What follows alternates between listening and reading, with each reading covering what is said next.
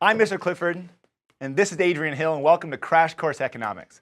Let's start by talking about something that most people take for granted. Is it grocery stores? Is it The Simpsons? Is it GPS? Is it goldfish? Is it frogs? Oh, it's probably these strawberries, right?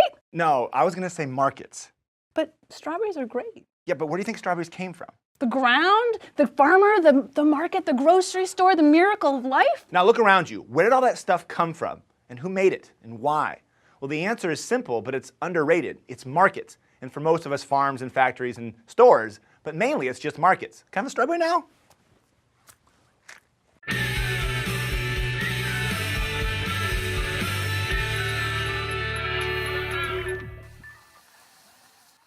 So a market is any place where buyers and sellers meet to exchange goods and services. The key to markets is the concept of voluntary exchange. That is that buyers and sellers willingly decide to make a transaction. Let's say you go to a farmer's market and you buy a box of strawberries for $3. You value the box of strawberries more than the $3 you gave up to get it. The seller valued the $3 more than the box of strawberries. The transaction's a win-win because you got your strawberries and the farmer got his money. You both felt better off. That's voluntary exchange. This same process happens in the labor market. Say that instead of the farmer's market, you bought your strawberries at your local supermarket. The cashier voluntarily decided to work there. He values the $10 an hour he makes there more than he does sitting at home watching The Walking Dead. At the same time, the owner of the store values the labor of the cashier more than the $10 an hour she pays him. And so it goes on and on, all the way up the chain of production, from the driver that delivered the strawberries, to the farmer that grew the strawberries, to the tractor that the farmer purchased. The point is that markets are everywhere, and most are based on voluntary exchange. The part of all this that most people take for granted is how efficient the system is. Competitive markets turn out to be pretty great about allocating or distributing our scarce resources towards their most efficient use. So if farmers produce like too many strawberries, then the price will fall as sellers try to sell them off. Lower prices means less profit to strawberry farmers, and those farmers will have an incentive to produce something else, like lettuce or Brussels sprouts. So if farmers don't produce enough strawberries, buyers will bid up the price, and the farmers will have an incentive to produce more, which then drives down the price. And that's like magic, except it's not. The information that markets generate to guide a distribution of resources is what economists call price signals. Markets also incentivize the production of high-quality products. If the strawberries are brown and nasty, then no one's going to want to buy them. And if the tractor's a piece of junk, the strawberry farmer is going to tell other farmers to buy some other tractor. Now, ideally, the eventual result of voluntary exchange is that sellers can't make themselves better off without producing something that makes buyers better off. Businesses, in particular large corporations, are often villainized for being greedy, heartless institutions that take advantage of consumers. But if markets are transparent and buyers are free to choose, then businesses will have a hard time taking advantage of people. Now, obviously, greed and deception happen in real life, and there are situations when consumers don't have a choice. But for the most part, if you really don't like the policies or practices of a particular company, then don't shop there. After all, in the free market, every dollar that is spent signals to producers what should be produced and how it should be produced. We've established that prices and profit determine where resources should go. But where do prices come from? Who determines the price of my box of strawberries? To answer that, we're going to draw, get ready for it, supply and demand. Let's go to the runway. There's only one thing you should learn in economics, it's supply and demand. Let's use the market for strawberries to help us understand this concept. Up here on the y-axis, we have the price of strawberries. Down here on the x-axis, we have the quantity of boxes of strawberries. Let's start by looking at buyers and how they respond to a change in price. If the price goes up for strawberries, then some buyers will go buy blueberries or they'll go on that all-bacon diet. The point is, they're going to buy less strawberries. And if the price goes down for strawberries, then people are going to buy more. And this is called the law of demand. When the price goes up, people buy less. When the price goes down, people buy more. On the graph, it's shown by a downward sloping demand curve. Now let's think about sellers, like the farmer in the farmer's market. If the price of strawberries goes up, then that farmer will make more profit, so he'll have an incentive to produce more strawberries. If the price goes down, then he's not going to want to produce strawberries. That's called the law of supply. And on the graph, it's shown by an upward sloping supply curve. Now let's put demand and supply together. If the price is really high at $10, then producers would like to produce a lot of strawberries, but consumers won't want to buy them. This mismatch is called a surplus. And if the price goes down for strawberries, let's say down to $1, then buyers want to buy a whole lot, but producers won't have an incentive and they'll produce very little.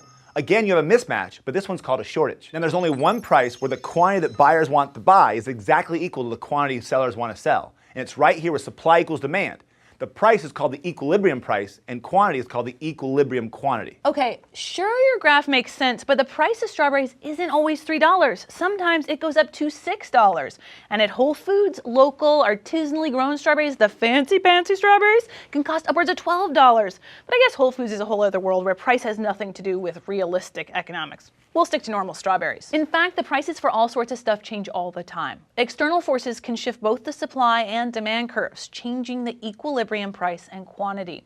For example, let's assume that this graph shows the demand and supply of strawberries in the summer. What happens in the winter? Will the change in weather affect buyers' demand or producers' supply? Spoiler alert, it's supply. Colder temperatures make it harder to grow strawberries. The result is the entire supply curve is going to shift to the left. This is because at all possible prices, there would be fewer strawberries produced. That's it. This graph is just a tool that economists and everyone else use to show the results of a change in a market. I know it seems complicated at first, but there are really only 4 things that can happen in a market. Supply can decrease, supply can increase, demand can decrease, or demand can increase. Some people might want to talk about a price being fair or right. Well, that all depends on your point of view. The buyer always considers a low price to be a very fair price, while the seller considers it unfair, and vice versa. In general, economists don't really like to push opinions about prices. Voluntary exchange suggests that the price is there for a reason. For example, assume the demand for strawberries inexplicably falls, so the demand curve shifts to the left and the equilibrium price and quantity fall. Farmers might go to the government for assistance, but most economists would argue there is no reason to bail them out. The market's spoken. Strawberries are so over. Furthermore, if the government helps the farmers by giving them a subsidy, it would be putting resources towards something that society doesn't value. That would be inefficient. Luckily, every reasonable person on Earth values strawberries, so they continue to get produced. Now, the downside is the supply and demand model only applies to analyzing strawberries. No, I'm just joking. It applies to all sorts of stuff. In fact, let's look at a market for a commodity known for its volatility, both because of its fluctuating prices and because sometimes it explodes. Gasoline. Now, when you see gas prices, they're moving all over the board. That's just demand and supply. For example, in 2014, the retail gas prices in the United States fell dramatically. Why? Well, it was demand and supply. The economies of both Europe and China weakened, which decreased the demand for gasoline, shifting the demand curve to the left.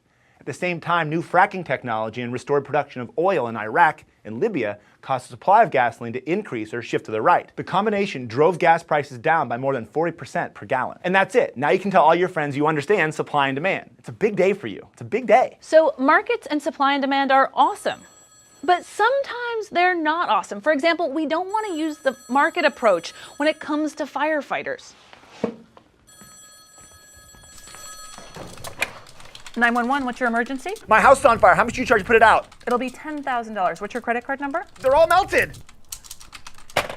Okay, that one's obvious, but what about the market for human organs? After all, there's a huge shortage and thousands of people die each year waiting for transplants. Should there be a competitive market for human kidneys? A free marketeer would say, sure, why not? If a donor wants $15,000 more than he wants his other kidney, why stop him? Well, ethics. I mean, there's several problems that arise with an unregulated market for human kidneys. First is the moral question. Is it fair for a poor person who can't afford a kidney to die while a rich person lives? Well, probably no, not at all. Another problem results from the law of supply. When there's an increase in the price of kidneys, there's an incentive for people to steal and sell kidneys. In fact, the World Health Organization has stated payment for organs is likely to take unfair advantage of the poorest and most vulnerable groups, undermines altruistic donations, and leads to profiteering and human trafficking. I mean, all bad things. Now, that being said, why do 70% of American Economic Association members support some kind of payment for organ donors? Well, it's because you can solve some of these problems with the market approach, but the market must be regulated. Often, family and friends are willing to donate a kidney, but they're not a match for the patient. Economists generally support creating kidney exchanges, where pairs of willing donors are matched with strangers that agree to donate to each other's loved ones. In both cases, the supply of donated kidneys would increase, which would alleviate some of the shortage. Like we've said before, free markets are awesome, but they can't solve all our problems. Sometimes they need to be regulated, and sometimes they should be avoided. So there you have what for most people is the start, and for many, the end of economics. Supply and demand. Economists and politicians often like to refer to the interaction of supply and demand as laws. And we've done that too. But be clear, it's not an absolute law like the law of gravity. Well, as we've tried to point out here on Crash Course, economics is about human choices and their consequences.